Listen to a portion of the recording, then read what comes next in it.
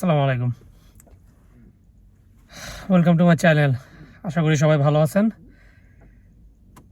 থাম্বনেলটার মধ্যে তো লিখিয়ে দিছি যে একটু স্ক্যাম হয়ে গেছে আমার সাথে। একটা ভালো পরিমাণ টাকা জরিমানার মতোই দিতে হবে। আসলে চিটিংবাজ বাটপার সব দেশেতেই আছে।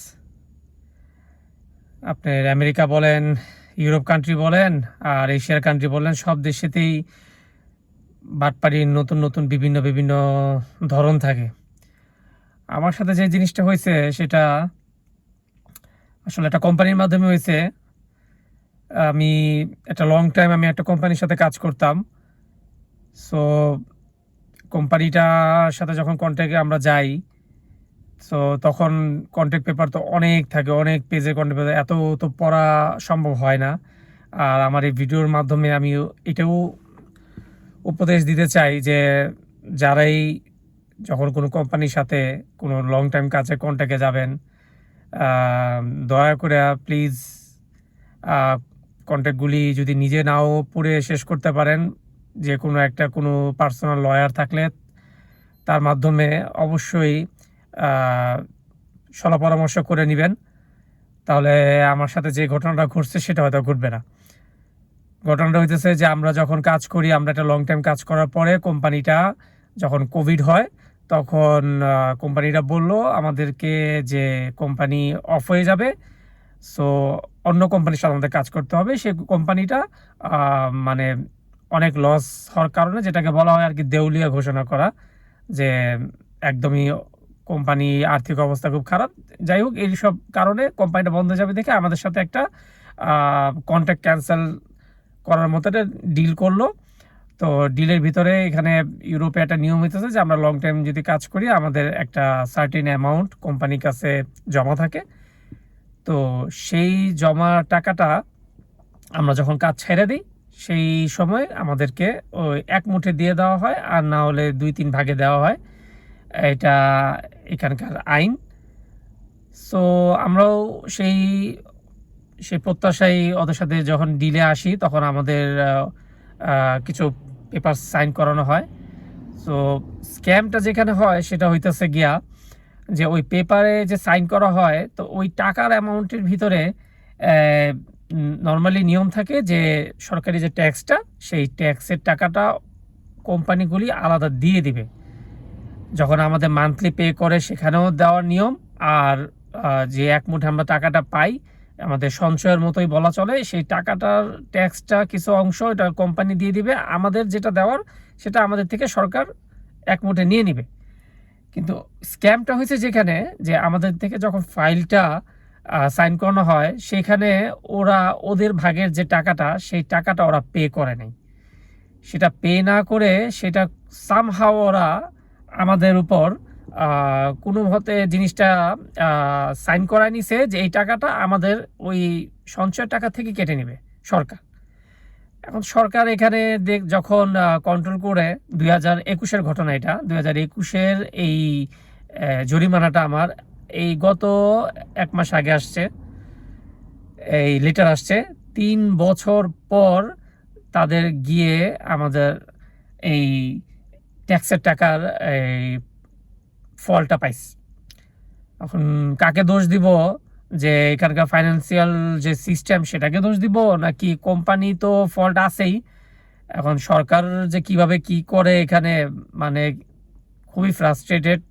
কয়েকদিন খুব মন খারাপ ছিল, উকিলের সাথে দৌড়াইলাম, অনেক এদিক ওদিক গেলাম, কিন্তু এটার বিকল্প কোনো কিছু নাই। কারণ ওই যে বললাম প্রথমে যে আমরা তো আমাদের যে ক্যান্সেলের যে পেপারসগুলি ছিল সেটা প্রপারলি যদি আমরা পড়ে বুঝতাম, তাহলে হয়তো বা এই স্ক্যামের হয়তো বা আমরা পড়তাম না। তো পরে কি হলো, পরে ওই ট্যাক্সের টাকাটা ওরা না দিয়ে ওই কোম্পানিটা টোটালি শাটডাউন করে দিল। তো আমাদের যখন পরবর্তীতে আমরা টাকাটা পাই, আমাদের ওই টাকার থেকে একটা অংশ অটোমেটিক্যালি সরকার কাইটা রাখে। তো বড় একটা অ্যামাউন্টই কাইটা রাখে। তো আমরা যখন দেখলাম টাকা কাইটা রাখছে, তখন আমরা ভাবলাম যে ওকে ফাইন, আমাদের তো টাকা কাটা হয়ে গেছে, এরপরে যা ছিল সেটা আমার টাকা আমার অ্যাকাউন্টে এসে পড়ছে।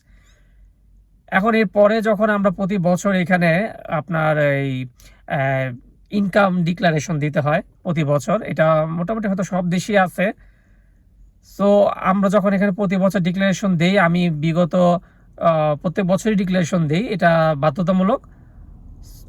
তো হয়েছে যে আমি 2022, 23, 24 যখন ডিক্লারেশন দিলাম, তখন আমাদের যে এখানের ইনকাম অফিস, যেখানে আমাদের সব রেকর্ড থাকে, সেইখানে যখন কন্ট্রোল হয়, সম্পূর্ণ কন্ট্রোল হওয়ার পরে আমাদের এই ইনকাম ট্যাক্স আমরা সম্পূর্ণ দিচ্ছি কিনা সেটার একটা রিপোর্ট আসে। সেই রিপোর্টের ভিতরে পজিটিভ থাকে, নেগেটিভ থাকে, কোনো কিছু যদি বাকি থাকে সেটা শো করে ফেলে। এই 3 বছরে কোনো শো করেনি। 3 বছর আমি কন্টিনিউ করে গেলাম, আমার রিপোর্টও নর্মাল আসছে, আমার যা যা পে করার ছিল বা আমার পাওয়ার ছিল ট্যাক্সে সব কিছু ওকে। 3 বছর পরে গিয়া এই ইনকাম অফিস থেকে আমার কাছে লেটার আসলো যে আমার ওই যে পেমেন্টটা, ওই পেমেন্টের যেই কোম্পানির যে অংশটা, সেই অংশটা কোম্পানি পে করেনি, সেই অংশটা আমার পে করতে হবে। এখন বলেন কেমনটা লাগে? এখন এটা তো আর আমার ফল্ট না। এখন গেলাম ইনকাম অফিসের ওই এখন ওরাও বলতেছে যে না, ওদের কিছু করার নাই, এটা কোম্পানি থেকে, এখন কোম্পানি খুঁজে বের করো, কোম্পানি নামে কেস করো, কোম্পানি এই করো। এখন কোম্পানি তো সব বন্ধ করে দিচ্ছে। তো এই হইতাছে স্ক্যাম। এখন কিছু করার নেই। এখন উকিলের সাথে আলাপ করে বুঝলাম যে এই আমার যে জরিমানা কি, ওই ট্যাক্সের যে টাকাটা, সেটাই এখন আমি ধরে নিছি আমার জরিমানার মতোই। যেহেতু আর আবার কি করলো এটার ভিতর, এই যে 3 বছর এখানে আরেকটা স্ক্যাম হয়েছে, যে এই যে ইনকাম ট্যাক্সটা যে আমাকে পাঠানো হয়েছে, এই ইনকাম ট্যাক্সটা সাথে নিয়ম হইতেছে প্রতি বছর একটা ইন্টারেস্ট যোগ হয়ে যায়। এটা হয়তো তাদের জন্য যারা জেনে শুনে এই ট্যাক্সটা দেয় না, তাদের বছরে বছরে সেটার সাথে ইন্টারেস্ট যোগ হতে থাকে, একটা অ্যামাউন্ট বাড়তে থাকে। এখন যে এখানে যেহেতু আমার ইনকাম ট্যাক্স অফিস থেকে আমাকে জানানোই হয় নাই, আমার 3 বছরের লাস্ট যে আমি ডিক্লারেশন দিলাম সেখানেও শো করে নাই, এরপরও আমাকে 3 বছর পরে যে পাঠিয়েছে সেটার ভিতরে আমার আবার 15% ট্যাক্স এই ইন্টারেস্ট যোগ করে পাঠিয়েছে। মানে এখানেও আরেকটা স্ক্যাম হয়ে গেছে আমার সাথে। এখন আমার ওই টাকাটা তো দিতে হবেই হবে, সাথে করে আবার আমার এই ইন্টারেস্ট টাকাটাও দিতে হবে। তো এই হইতেছে ঘটনা। এখন কি আর করার, এই সব দেশে আসলে থাকতে হলে ট্যাক্স টোটালি পে করে থাকতে হয়, কোনো ফাঁকিবাজি করা যায় না, অনেক রুলস রেগুলেশন অনেক করা। এখন আমার টোটাল সব মিলে প্রায় 2000 ইউরোর উপরে ইনকাম ট্যাক্সের এই টাকাটা আমার এখন পে করতে হবে। তো এই হইতেছে স্ক্যাম এখানে বড় বড় কোম্পানিরা। সো আপনারা যারা ইটালিতে থাকেন বা অন্য যে কোনো কান্ট্রিতে থাকেন, প্লিজ দয়া করে যখনই কোনো কোম্পানি বা কোনো জবের আন্ডারে যাবেন, আপনাকে অবশ্যই কন্ট্যাক্ট পেপার দিবে। কন্ট্যাক্ট পেপারগুলি আপনি একদম অন দ্য স্পট সাইন না করে, যদি পারেন আপনার পাশাপাশি নিকটবর্তী যদি কোনো পরিচিত লয়ার থাকে বা কনসালটেন্সি কোনো অফিস থাকে, সেখানে গিয়ে কিছু টাকা খরচ হলেও সম্পূর্ণ পেপারসটা একবার অবজার্ভ করায় নেবেন। কারণ এখানে অনেক ফাঁকফোকর থাকে ট্যাক্স ফাঁকি দেওয়ার, যেটা আপনার উপর চাপাই দিবে। আমরা যারা সাধারণ পাবলিক, আমরা তো আর এত আইনের কথা বুঝবো না, এত আইনের লেখাও বুঝবো না। তার মধ্যে আবার এখানে সম্পূর্ণ আরেক ল্যাঙ্গুয়েজে, ইটালিয়ান ল্যাঙ্গুয়েজে অনেক কিছু আছে যেটা আমরা ধরতে পারি না, আইনের ব্যাপার। তো সেই ক্ষেত্রে অবশ্যই এই উকিল দ্বারা এটা কন্ট্রোল করে নেবেন, তাহলে এই পরবর্তী যে স্ক্যাম থেকে বেঁচে যাবেন, যে স্ক্যামের আমার শিকার হইতে হয়েছে। সো কি আর করার, এখন এগুলা ক্লিয়ার করতে হবে অ্যাজ সুন অ্যাজ পসিবল। এখানে আবার সময়ও কম দেয়, যত দ্রুত আমার এই ট্যাক্সগুলো দিয়ে দিতে হবে, নাহলে পরবর্তীতে এটার সাথেও আবার ইন্টারেস্ট যোগ হবে। সো এই তো, বড় বড় কান্ট্রি বলেন আর এই লয়ার বলেন, যেটাই বলেন, সব জায়গাতেই স্ক্যাম থাকে। এখন এটা ভুলবশত হইতে পারে, জেনে শুনেও হইতে পারে। So be careful. আর কি করার, দোয়া করবেন আমার জন্য। এখন এই স্ক্যাম হওয়া এই যে টাকাগুলি, সেটা আমারই ভর্তুকি দিতে হবে, আর কিছু করার নেই। দুঃখে হাসিও পাইতেছে। তো এই তো, এটাই ছিল এই কয়দিনের ভোগান্তির কারণ। অ্যাট দ্য রেজাল্ট আমার আর কোনো কিছু আমি কাটছিটও করতে পারি নাই, যেটা আসছে সেটা টোটালি পে করতে হবে। আর একটা শিক্ষাও নিলাম, পরবর্তীতে ইন ফিউচার যখন যেখানেই যা কিছুই করব, কাজের ক্ষেত্রে হোক, যে কোনো কন্ট্যাক্ট হোক, একবার না 10বার পরে নিতে হবে, 10বার পরে নিব। সো আজকে হইতেছে গিয়ে 25 রমজান। সো আজকে ভাবলাম আজকে মসজিদ ইফতার করব। এখানে একটা মরক্কি মসজিদ আছে, সেখানে একটা সুপের মতো দেয়, ওইটার নামটা আমি যতটুকু শুনতে পাই ওটা হারিরা বলে। ওইটা মাঝে মধ্যে ভালোই লাগে খাইতে। তো যাই, আজকে মরক্কি মসজিদে ইফতার করব। এই তো আমি জব থেকে বের হলাম, আমার সারাদিনের জব শেষে এখন বাসা যাব, ফ্রেশ হব, তারপর যাব গিয়ে মসজিদে ইফতার করব। দেখি ফাঁক করে যতটুকু পারবো ভিডিওতে অবশ্যই আপনাকে দেখাবো, আপনাদের সবাইকে দেখাবো হারিরাটা কীরকম হয়। একটা সুপের মতো, আমরা বাংলাদেশে যে হালিম খাই অনেকটা হালিমের মতো, কিন্তু ওইটার ভিতরে গরুর গোস্ত বা অন্য কোনো কিছু থাকে না, জাস্ট একটা সুপের মতো থাকে আর কি, আর সাথে আরও আইটেম থাকবে। তো মসজিদে ইফতার করতে ভালোই লাগে। আমি এই কয়দিন যখন একা করতেছি, মাঝে মধ্যেই যাই মসজিদ ইফতার করতে সবার সাথে। সব বিভিন্ন দেশি মানুষ থাকে, মরক্কি থাকে, পাকিস্তানি আছে, বাংলাদেশি তো অবশ্যই আছে, আরও অন্য অনেক দেশে আফ্রিকান কান্ট্রি আছে, মুসলিম, সবাই একত্রিত হয়ে ইফতার করি, খুবই ভালো লাগে। সো সাথেই থাকবেন। যাই, এবার বাসা যাই, ফ্রেশ হই।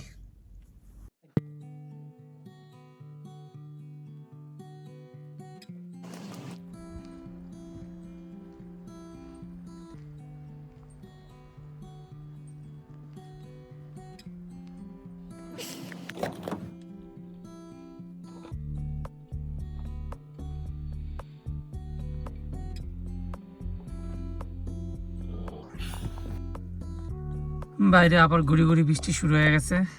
এই দেশের ওয়েদার, এই ক্ষণে রোদ, ক্ষণে বৃষ্টি, ক্ষণে মেঘলা, এভাবেই চলতে থাকে। চলুন আমরা রওনা দিই।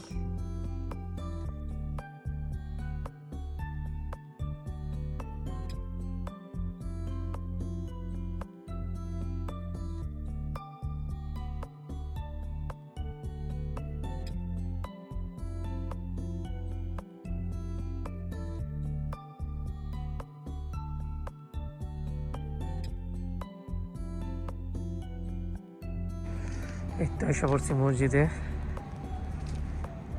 এটা হচ্ছে সে আমাদের এখানে মরক্কি একটা মসজিদ। আজকে এখানে ইফতার করব। ইফতার, আমাদের ইফতারের আইটেম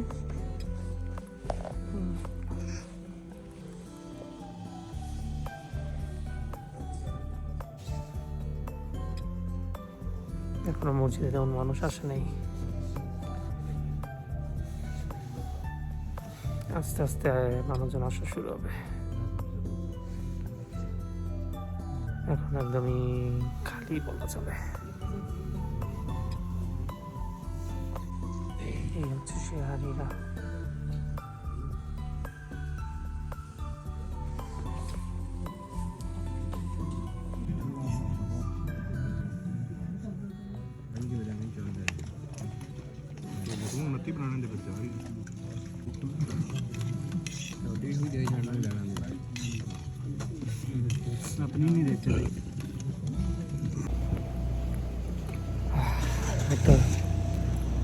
ইফতার শেষ, খুব মজা লাগলো। এখন চলে যাব বাসায়।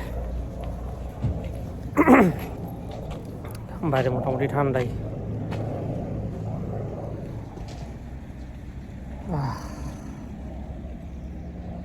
সন্ধ্যা হয়ে আসছে। তো আজকে এ পর্যন্তই, সবাই ভালো থাকবেন। পারলে সাপোর্ট করে একটু চ্যানেলটা সাবস্ক্রাইব করে দিয়েন। তো আপনাদের যদি সাপোর্ট থাকে তাহলে আগ্রহ করে আরও ভিডিও বানাবো। তো সবাইকে আল্লাহ হাফেজ।